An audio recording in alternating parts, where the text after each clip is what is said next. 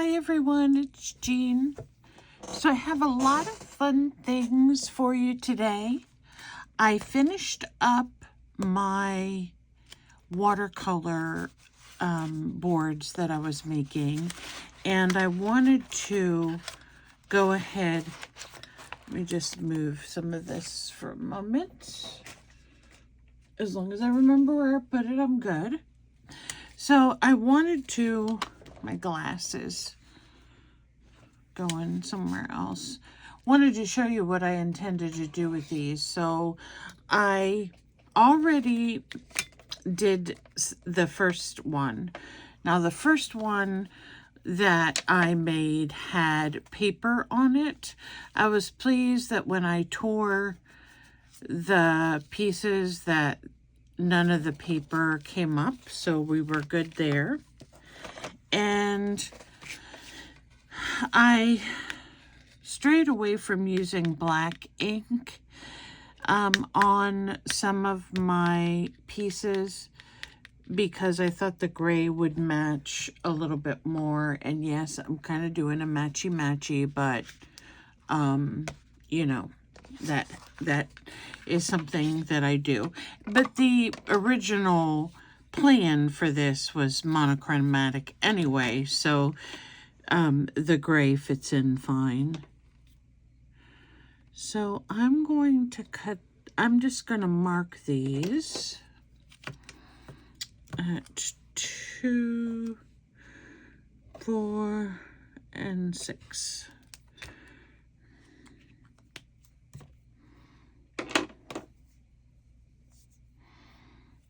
And what these are going to be, because I've been working a lot with the idea of fodder. So these are going to be backgrounds for some fodder.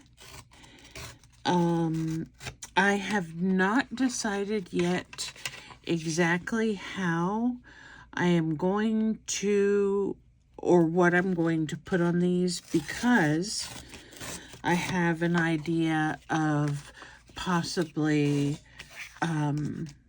putting on some miniature fodder that I will be making, or possibly using them for just stamping the image on them. I have these really cute flower stamps that would look nice. Of course, I'd have to use black and stamp those on, and I could do that, and that would be still considered fodder stamping in, you know. I tried an option here. I did this one in gray, and I kind of like it, but I'm not 100% sold on that. And then I took some of them and I made my own. And I'm not 100% sold on that one either. So I have a couple here that I made on my own and then just tore around them. And they kind of look like this. They're similar to the stamped ones. And I have one that goes like this. And then I have another one. It would need a bigger one. Let me see if this one will be wide enough. And then I have this one. So these are done on some tea-stained paper. I have a bunch of that, and I just grabbed it and took a chance on how that might look. And it's really okay.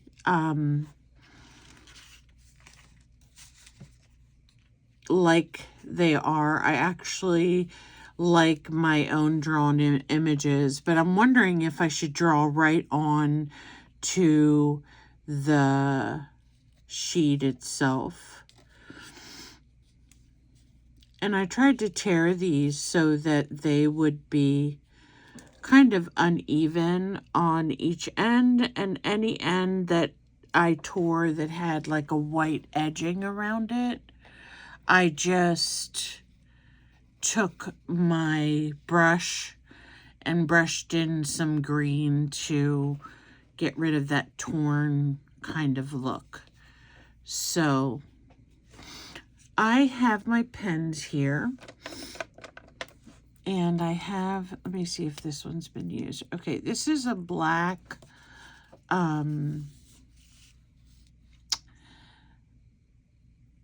Juilliard acrylic pen or marker. So I'm going to try to replicate one of these and just draw it right on there and see how I like it. So the first thing is it has like a little, if we look at this one or this one, it has like a little hump at the top. And then I'm going to close that off. And then I'm just going to draw some flower petals, and I think that needs a little one more. And then I'll just color this part in black, and then I'll give it a fancy little stem. And the leaves on these, I like how the leaves are done. I hadn't thought of doing the leaves like this before, but you take a little stem out, and then you put your leaf, and you can do it right on, or you can come down and make another one going this way. Now, I think I talked to you guys before about using acrylic markers on surfaces that are not completely even. And what will happen is the pen will grab onto those grooves or those rough areas, and to prevent having any type of issue with your pen or the way things look, kind of judge where that's happening. And what you want to do at that point then is try to cover it up with like another leaf, cover it up with something so that you don't have such a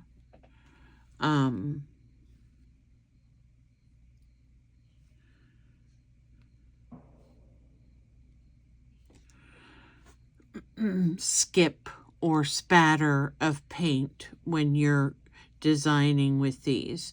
Now, I think what I need to do, just looking at this one, my white didn't go on very smoothly, so I think I need to let this dry. Usually it dries pretty quick, so I'm not sure. It could be the pen. But I like the drawing on it. I really think that is unique. So let me try one.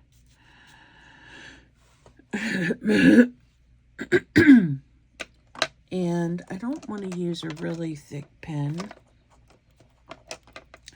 because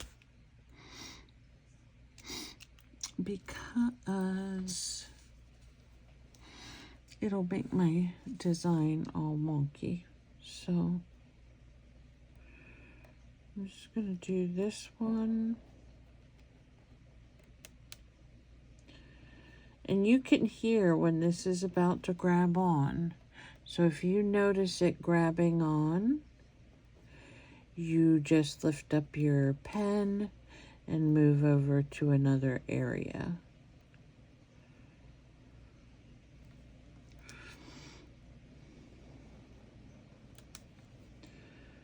Now this one I'm just going to give big leaves. And I'll make one go like that. And I'm going to color my leaf in and color it in here.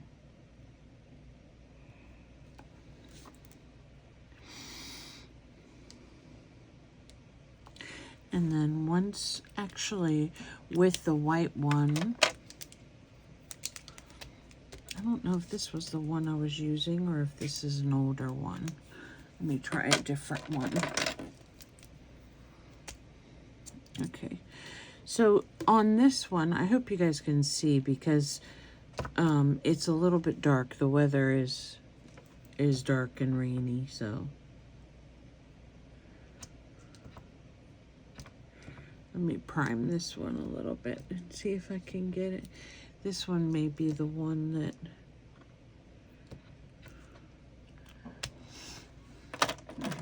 I also have another brand that's called Flysea. I haven't used them. Actually that one's not even primed down. Let me see this one again. It seems to be writing, so we'll see. Okay, I'm just going to put like some little flourishes, like some little, not really stamen, but just kind of something to create a kind of design on the flower with the white pen. You can also go right beside where you drew your black and add the white. And yeah, I can tell the light's affecting my view.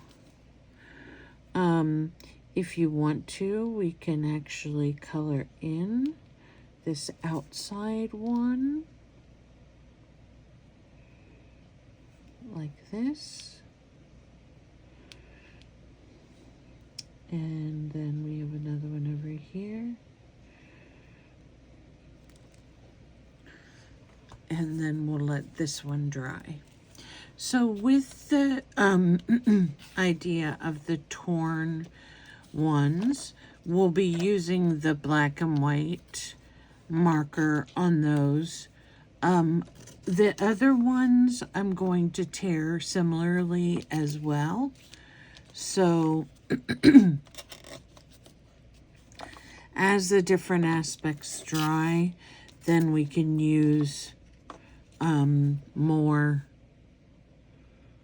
See, that makes the line a little bit clearer because we've let the black dry a little bit. So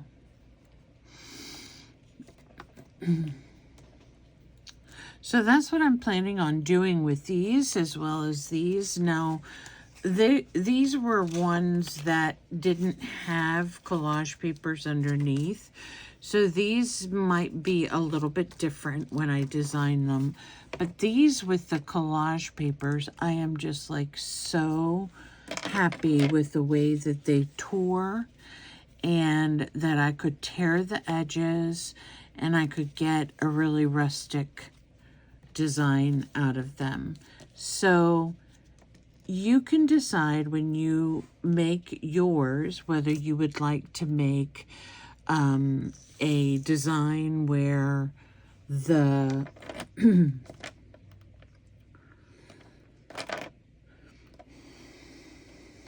a design where you draw it on, or where you would like, where you would rather, where did my black go? Is it right here? Or if you would rather stamp them on or what have you. So I'm just going to go back and kind of define right here where I added this white. And just make sure it didn't take from the design. I'm sorry guys, I pull it close to me because I can see better, but and I'm gonna go back over that. So I wasn't really fond of that. Not really fond of the white on here either, but what I'm gonna do is I'm gonna make the leaf darker on the outside so that there's a hint of the white on the inside. And that way we'll still get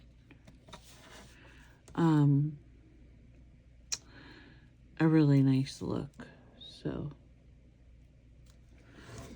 okay, so those are two that I've drawn. And then, of course, we'll decide whether we want to add the paper. I really, really do love these paper ephemera ones. So let me see if I can add some of the ones that I drew. Use some art glitter glue. It's so easy in these little pointy bottles. And we'll just add it, not necessarily in the middle, just a little bit up the top, because I thought that these would be really cute with just simple words on them. Like if we would put something on it like joy or wonder, dream, those kinds of words that are always encouraging. Here's a skinny one. Let me use a skinny one. I love this one because that blue paper came right out in that. Isn't that cool? How that came out. All right, what else do we have here? Here's another one that I drew.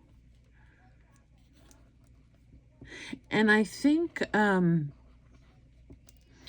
it was a good idea. You can tell me what you think. Let me know what you think of this particular project. But I think putting it on the tea-dyed paper is really fun.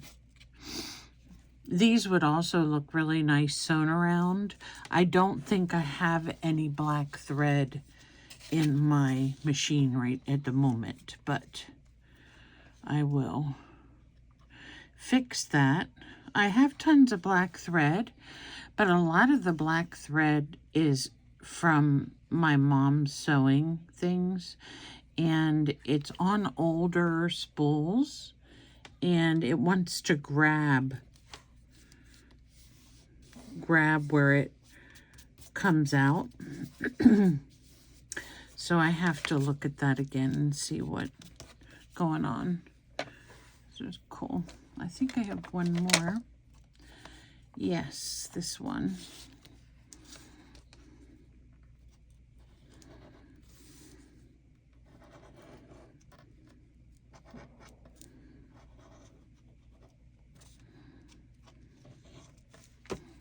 Put this on. Now this one takes up a little bit more space because I'm gonna, before this glues down all the way, I'm gonna rip this bottom a little bit. There we go. This one takes up a lot of space because it's a bigger flower. So we have 1, 2, 3, 4, 5, and then we have these two that we decorated directly, and then the last one, actually, I'm going to tear down the side because this one has a straight edge. So I'll show you real quick how I did this. I used this brush because I had used it on some of the stenciling, so it has green on it yet, and I can, let's see what I have, another color here that I could put on it. See how that looks. Just go around that torn edge with something so it doesn't look so white when you pull it out. I'm still gonna get my other green because it didn't catch it all.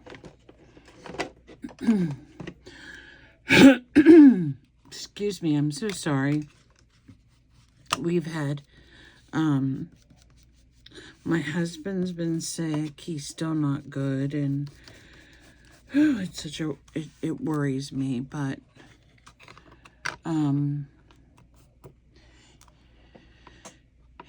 you can't live your life constantly worried, so you just take it one day at a time. Okay, so on this one, I'm just going to draw another one really quick.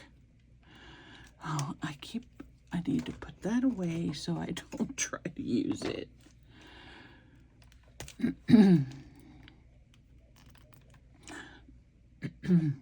And the other one I'm going to try to draw, let's see.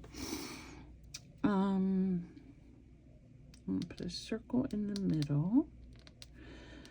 And then we'll just go out from there. And it's okay if your loops are wonky. I like wonky loops, and I think a lot of people like wonky loops. So we're making wonky loops. And we will make 2 big leaves right there. Now for this one, because it has a little bit more room, we can take the white and make the little, I call them stripes, but they just kind of accentuate the leaf a little bit, or I'm sorry, the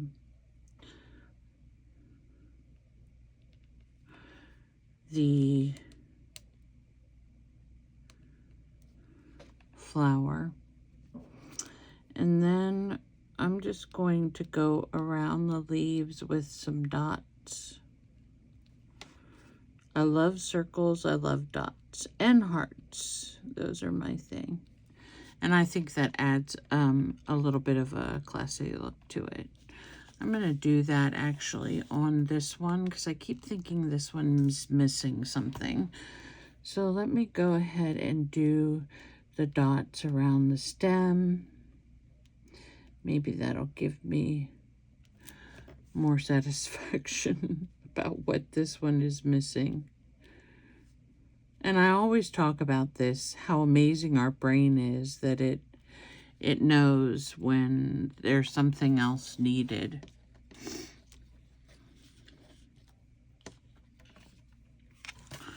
And this one, what else do we need on it? We'll do the dots around the leaves and the stem. And I don't know about you, but I have stages where I go through different times when I think certain art is my favorite. And right now, my favorite is doing the fodder. And drawing is my favorite, but I think that a lot of us have that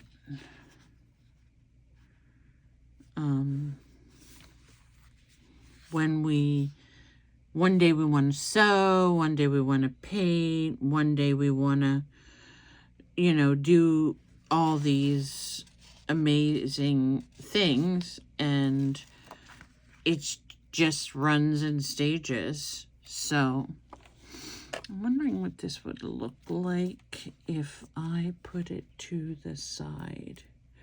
This is one of my favorite quotes, or should I say sentences or partial sentences, is choose to shine, because you should never ever let anybody, I don't care who it is, dull your shine. So never forget to shine and never give up. So if you're trying to make fodder and you're thinking, oh, it's not turning out right, never give up. Because you need to stay curious. And I think these 3 phrases really describe me artfully. I'm a very curious person when it comes to, I want to know about this and I want to know about that, and I want to read about this and I want to do this and I want to try that. And I think if you are someone that's an artist, I think that's something that's very important, to stay curious. Choose to shine. Always, you know, stand behind what you made or what you have done and rock on, girl. And never give up. Always keep trying, and you will, you know, you'll get to your destination. So those are my 3 fodder directions today. I had some other things that I wanted to show you, but this is just a follow-up to that video where we made these. And basically the idea is to tear them and do some really cool designing on them. Now, if these I can get to, let me just move this real quick. If I can get these to cut in a straight line, come on, baby. Looks like it's gonna do it. I could actually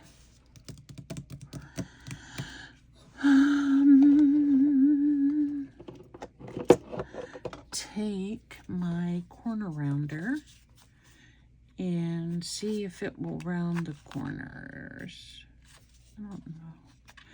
I don't know. I am not a fan of this corner rounder. I don't know why. It just doesn't work the way I want it to. There, it did do that one. And that one. So let's see if it'll do this one. Ha ha! Maybe that just needs to be straightened.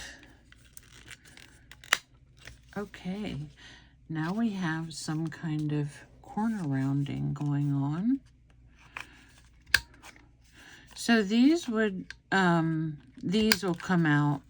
I'm going to do something similar with them, but since they fit in the corner rounder and they do give a semblance of having a round corner, they'll be more precise, so I don't have to worry about the torn edge at the side. So, but thank you for stopping by.